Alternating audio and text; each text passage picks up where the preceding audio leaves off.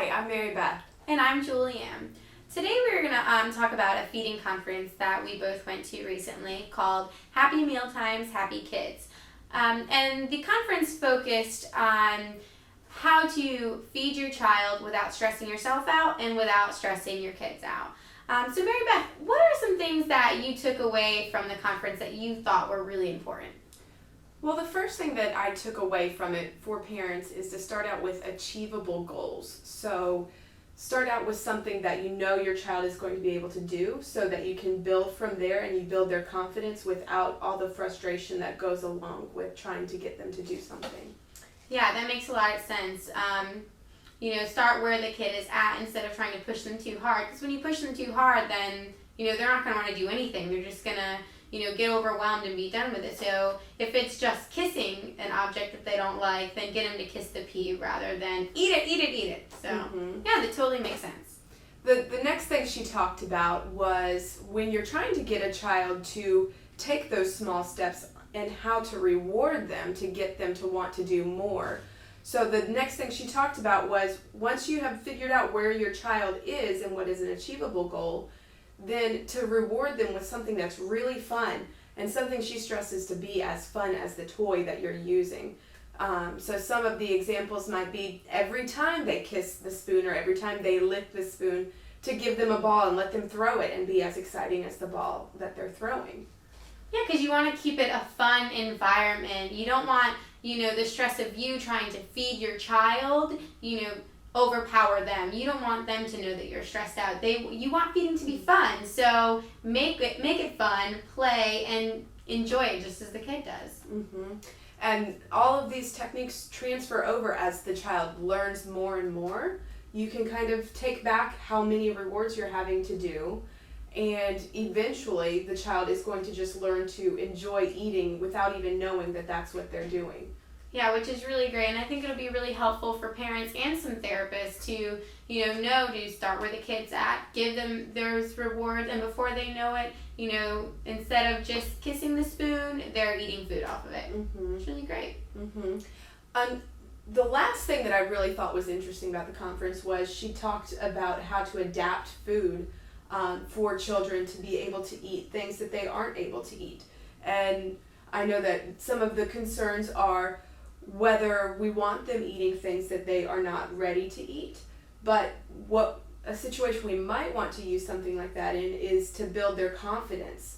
And some of the things she did were scoring an apple or teaching cup drinking. Do you have any insight on? Yeah, I thought that was really interesting because us as therapists, we go to the root of the problem. So why aren't they able to bite off pieces of a sandwich? Well, because their muscles are weak. They don't have the control in their jaw. So we focus on strengthening those muscles and teaching them to take the bite. Whereas in the conference, she took a sandwich and she sliced it on either side with a knife or scissors. And then that way, when the kid went to go take a bite, when they usually take little nibbles, she'd have them bite and pull it away, and they had, a bigger piece than they normally would have. I think these are actually really good tools for parents to use when they're trying to get their kids to eat more. As far as the therapist goes, we do want to get to the root of the problem. And, as well as teaching them to take those bigger bites, we want to strengthen those muscles and get to the root of the problem, why they're not taking bigger bites. But I thought those were good tools. The scoring the apple, what she did was she had a slice of an apple and she scored it, so when the kid put it up to their mouth, they were able to get little pieces of it. So this exposes them to different types of foods that they wouldn't normally be able to eat. And I think that's a great thing. And then eventually you can make less and less cuts in it, and the kids doing it by themselves. So I think those are really good things that parents can use, and then the therapist can also incorporate them into the therapy session as they feel necessary or appropriate. Mm-hmm. I agree, and I think that's really good to go along with the whole theme of the conference, to build the child's confidence in his ability to eat an apple. Exactly. And then as you're scoring it less and less, the child's confidence is staying up there. And then in the end result is them eating the apple independently. Yeah, exactly. One thing I thought was really interesting and that I've used since the conference is straw drinking, how to teach straw drinking. And she did it with applesauce. And I was actually able to teach a little 1-year-old how to drink from a straw in one session. So the parents had been introducing the straw, but the kid hadn't gotten it yet. So what you do is put a little bit of applesauce at the top and get them to accept the straw. Once they accept the straw, then have the parent suck just a little bit of that applesauce in. So when the kid puts the straw up there, they can feel it, and maybe they'll, it's a reflex, that sucking motion, so maybe they'll start to suck it and realize that there's some in there. And then a little bit more, next time you put a little bit more, and before you know it, the kid's drinking a whole straw full of applesauce.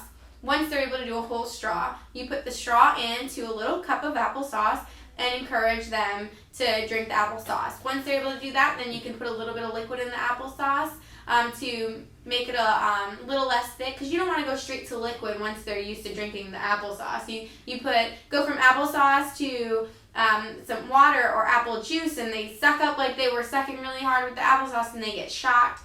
So slowly add liquid till they're drinking nothing but juice, and I thought that was really interesting, and it's worked pretty well for me so far. So it might be good to use with some of the kids that you guys have at home.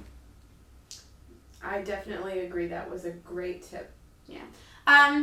The lady who taught the conference, she has a CD out, and it is nothing but songs about food and eating food and making things fun. Mary Beth has used it in some of her sessions and said that the kids really love it. She also had a book called Happy Mealtimes with Happy Kids, How to Teach Your Child About the Joys of Food. This book is really good. It has a lot of good information for parents.